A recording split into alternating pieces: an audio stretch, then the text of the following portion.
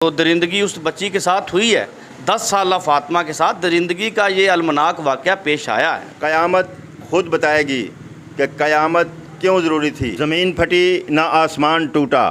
खैरपुर में 10 साल हवा की बेटी को बेदर्दी से ज़्यादती का निशाना बनाया गया, उसे नशावर मशरूब पिलाया गया और उसके साथ दरिंदगी की गई, तो उसकी CCTV फुटेज में वाज़ह तौर पर नज़र आ रहा है। इस वाक़या के बारे में हमारे साथ सीनियर सहाफ़ी तज्ज़ियाकार राना शाहिद सादिक साहब मौजूद हैं। हम उनसे बात करते हैं कि वो क्या कहते हैं। जो सैयद फ़याज़ शाह जो चेयरमैन है, उसका दमाद है असद शाह, तो उसके घर में बेटी काम करने के लिए उन्होंने रखाई हुई थी।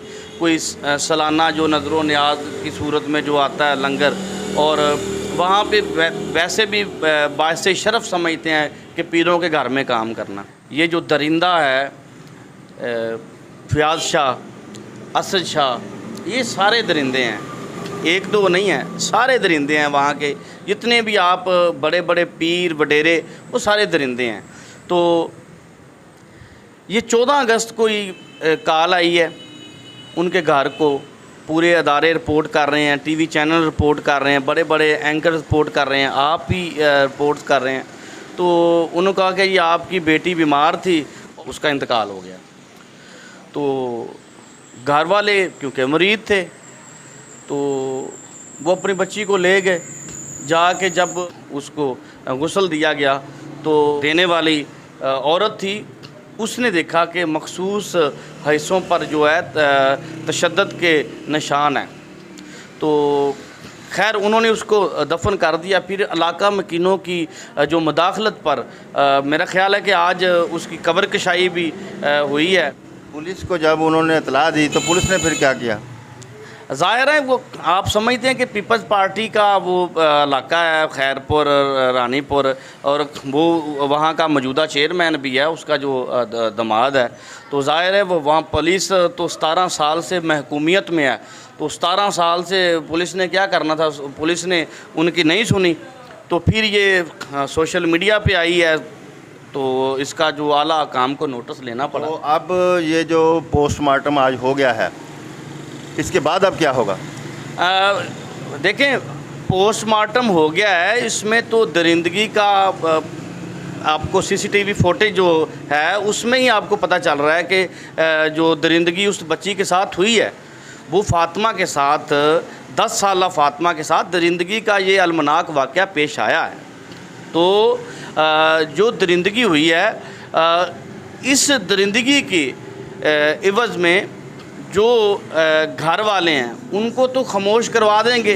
वो पैसे, गरीब लोग हैं, वो चंद पैसों पर, चंद अकीदत में, एहतराम में, ज़ाहिर है कि वो मुरीद भी थे तो थे ना उसके बड़े, तो उनको खामोश करवा देंगे। तो देखते हैं अभी कि इंसानी क्या अगर वो खामोश करवा देते हैं, वो गरीब लोग हैं, तो क्या ये जुल्म नहीं है? सर देखें, वो पहली बात तो ये है कि इस वाक़या को मुकम्मल तौर पर उन्होंने कोशिश करनी है कि मुकम्मल तौर पे उसको जो है खामोश करवाया जाए। तो अगर खामोश हो जाता है तो मैं यही एक बात कहूँगा कि जो इंसानी हुकूक़ के बड़े बड़े लंबरदार बैठे हुए हैं, जो पूरी दुनिया में घूम रहे हैं, जिनको छोटे छोटे वाक़यात तो याद आ जाते हैं, वो ज़रूर इस पर जो लबकशाई करेंगे, आवाज़ को बुलंद करेंगे और इनको कानून के दायरे में रहते हुए इसकी सज़ा मिले। क्या इनके लिए कोई ऐसा कानून नहीं बनना चाहिए? सर ये जो वाक़यात हैं तब तक होते रहेंगे जब तक कानून की हुक्मरानी नहीं आएगी, जब तक आइन की बालादस्ती नहीं होगी। इस तरह के मज़ालम होते रहेंगे। एक फ़ातिमा नहीं है, इससे कबल भी आपने कसूर में ज़ैनब देखी, इससे कबल आपने एक आयशा बच्ची देखी, इससे कबल आपने एक नहीं फैसलाबाद में देखा। बेशुमार वाक़यात आपके सामने हैं, कोई एक बच्ची नहीं है। लेकिन हमेशा ही जो जुल्म करने वाले लोग होते हैं, जो बर्बरियत करने वाले लोग होते हैं, जो अपनी हवस बचाने के लिए गरीब बच्चियों के साथ जो तशद्दुद करते हैं और जो जिनसी हरासमेंट करते हैं वो हमेशा ही बच जाते हैं अदालतों में जाकर।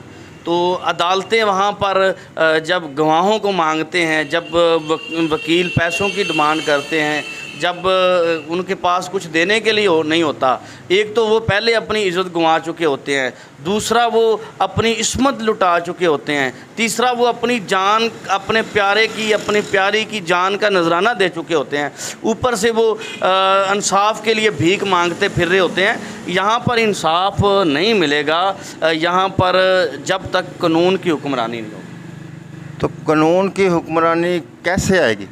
सर, कानून की हुक्मरानी जब एक इनकलाब उठेगा और इनकलाब आएगा तो कानून की हुक्मरानी आएगी, वगरना पाकिस्तान का अदालती निज़ाम आपके सामने है, पाकिस्तान का जुडिशरी निज़ाम आपके सामने है। और मैं समझता हूँ कि अभी तक आप अरशद शरीफ अपने शहीद भाई को इंसाफ नहीं दिलवा सके, अभी तक इमरान रियाज़ ख़ान गिरफ़्तार है, अभी तक बेशुमार लोग हैं जो अभी तक कानून के दरवाज़े खटखटा रहे हैं, लेकिन उनको जो इंसाफ नहीं मिल रहा। तो इंसाफ तब भी मिलेगा, कानून की हुक्मरानी तब भी आएगी जब आप अपने हकूक़ के लिए ख़ुद खड़े होंगे। आप अपने हकूक़ के लिए खुद खड़े होंगे। ये थे जी जनाब शाहद सादिक साहब, मरूफ सीनियर सहाफ़ी और तजियाकार। इनकी बातें आपने सुनी और कितने दुख की बात है कि इनका कहना है कि मुल्क में कानून की हुक्मरानी नहीं है। अगर मुल्क में कानून की हुक्मरानी आएगी तो मज़लूम को इंसाफ मिलेगा। तो नाज़रीन देखते रहें, क्योंकि कोई देखे ना देखे खलील तो देखेगा। इसी के साथ ही अपने मेज़बान खलील अहमद सज्जाद को इजाज़त दीजिए। अल्लाह निगहबान।